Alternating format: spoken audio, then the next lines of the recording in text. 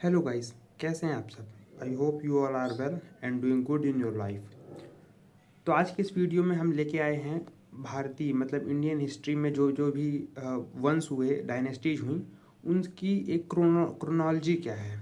ये एक बहुत ही इंपॉर्टेंट टॉपिक है क्योंकि आप कोई भी एग्ज़ाम ले लीजिए, बी इट वनडे एग्ज़ाम और कोई स्टेट पीसीएस जैसे कि यूपी पीसीएस का एग्ज़ाम हो और इवन यूपीएससी का भी एग्ज़ाम हो, इससे एक क्वेश्चन पक्का ही आता है। चाहे तो आप यूपी पीसीएस का लास्ट ईयर का क्वेश्चन पेपर 2024 का क्वेश्चन पेपर उठा के देख लें, यूपी पीसीएस का 2024 का 23 का क्वेश्चन पेपर उठा के देख लें, आपको एक क्वेश्चन इस पे मिल ही जाएगा कि जो इससे इजीली सॉल्व हो सकता है।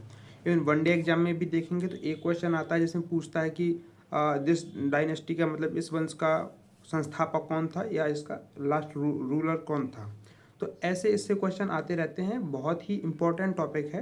तो आज की इस वीडियो में हम कम से कम 5 डायनेस्टीज के रूलर जो भी शासक हुए, रूलर्स हुए, उनको हम कवर करेंगे और ऐसे ही पार्ट वाइज में हम सारी हिस्ट्री के सारी क्रोनोलॉजी के साथ सारे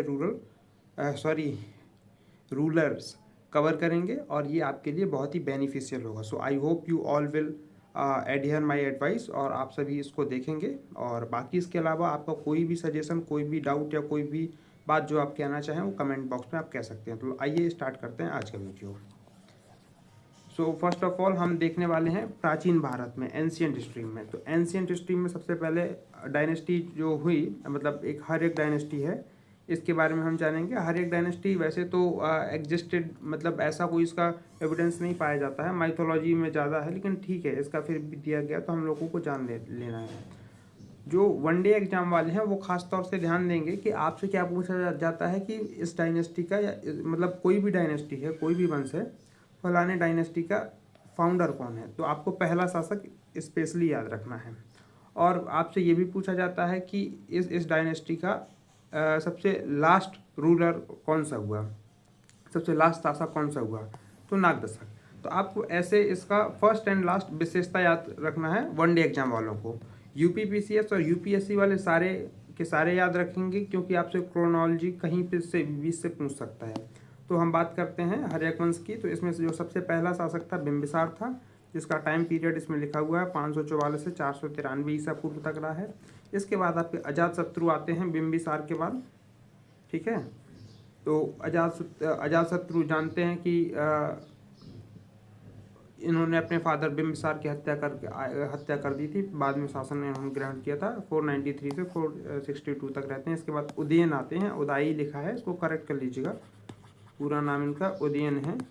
ये उदयन आते हैं, इन्होंने भी अपने फादर अजातशत्रु की हत्या करी थी, फिर शासक आए थे। कहते नहीं है कि जैसे को तैसा, जैसे अजातशत्रु ने अपने फादर की हत्या करी थी और शासन हड़प लिया था, वैसे उदयन ने भी इनके अपने फादर की हत्या करी और शासन हड़प लिया था, ठीक है। फिर इसके बाद यहाँ तक तो जनरली सबको पता होता है, बिंबिसार, अजातशत्रु और उदयन, ये कुछ 3 रूलर हैं जो कि जनरली आपको पता नहीं होते हैं। तो याद रखिएगा, अनिरुद्ध है, फिर मुंड है, फिर नागदशक है, ठीक है। कौन है? अनिरुद्ध है, मुंड है और नागदशक है, ठीक है। तो ये आपका हो गया हर्यक वंश। इसके बाद सेकंड जो आपकी डायनेस्टी है शिशुनाग वंश। आपको रूलर्स के साथ साथ ये भी याद रखना है कि कौन से वंश के बाद कौन सा वंश आता है। बहुत सारे लोग कंफ्यूज हो जाते हैं कि इसके बाद हर्यक वंश के बाद डायरेक्ट नंद वंश आता है, तो नहीं, ऐसा नहीं है। डायरेक्ट नंद वंश नहीं आता है, डायरेक्ट नंद वंश नहीं आता है, इसके बीच में आता है शिशुनाग वंश, ठीक है। शिशुनाग वंश, ये देखिए, शिशुनाग वंश के संस्थापक हैं शिशुनाग ही हैं। इनके जो फेमस रूलर हैं वो हैं कालाशोक, ठीक है। ये बहुत ही फेमस रूलर हैं इस वंश के। और सबसे लास्ट जो आपके शासक हैं वहाँ रिपुंजय की जगह महानंदिन लिख लीजिएगा, क्योंकि महानंदिन थे, ठीक है। ये आपको लिख लेना है, महानंदी, ओके, लास्ट रूलर। अब इसके बाद आते हैं हम नंद वंश में, जिसके बारे में तो आप जानते ही, इसको ही ओवरकम करके, हरा के जो है मौर्य साम्राज्य की स्थापना चंद्रगुप्त मौर्य ने करी थी। तो इसके पहले नंद वंश का संस्थापक जो था वो कौन था? वो थे महापद्मनंद। 357 ईसा पूर्व से लेकर 329 ईसा पूर्व तक इन्होंने शासन किया। इसके बाद इसमें जो भी शासक हुए बहुत इंपॉर्टेंट नहीं है क्योंकि इनका बहुत ज़्यादा ऐसा कोई कंट्रीब्यूशन नहीं रहता है, लेकिन फिर भी यूपीपीसीएस और यूपीएससी जैसे एग्जामों में फिर भी वो मैच कराने को दे देता है। इनके सिर्फ फेमस 2 ही शासक थे, एक घनानंद था और एक आपका महापद्मनंद था, लेकिन ठीक है फिर भी हम इनको सबको बारी बारी से जान लेंगे। थोड़ा इरेज कर लेते हैं, गंदा हो गया है। तो बारी बारी से हम देख लेते हैं फिर भी। तो सबसे पहले महापद्मनंद था, फिर पंडुक था, फिर पंडुगति था, फिर भूतपाल था, फिर राष्ट्रपाल था। ठीक है, तो महापद्मनंद, पंडुक, पंडुगति, भूतपाल, राष्ट्रपाल, और इसके बाद है कौन, इसके बाद है इसमें गौण विषयक, सॉरी गौ विषाणक, गौ विषाणक, फिर 10 सिद्धक, फिर कैवर्त, और फिर लास्ट में लास्ट रूलर होता है जो है वो है गणानंद। ठीक है, तो ऐसे आपका नंद वंश हो जाता है। एक बार फिर से देखेंगे, Mahapadmananda is founder, after that Panduka, Pandugati, Bhutapala, Rashtrapala, और गौ विषाणक, 10 सिद्धक, कैवर्त और घनानंद। देखिए आपको ये एक बार में तो याद नहीं होंगे, इसके लिए आपको एक अपना नोट्स बनाना होगा और इसको बार बार डेली 5 मिनट का समय दे के आप देखते रहिए, लिख के कोशिश करते रहिए, याद हो जाएगा। और मानिए मेरी बात, ये पक्का 1 नंबर है, क्योंकि इससे बहुत क्वेश्चन आते हैं। तो आप जो है इसको जरूर पढ़ें, इसको इग्नोर मत करिएगा, क्योंकि थोड़ा सा लेंदी है, इस वजह से इग्नोर मत करिएगा, क्योंकि कंपटीशन का ज़माना है, एक नंबर बहुत इंपॉर्टेंट रोल प्ले करता है। ठीक है, इसके बाद आते हैं मौर्य वंश पे। तो घनानंद को हरा के चंद्रगुप्त मौर्य जो है मौर्य वंश की स्थापना करते हैं। इसमें विशेष रोल रहता है आचार्य चाणक्य जी का।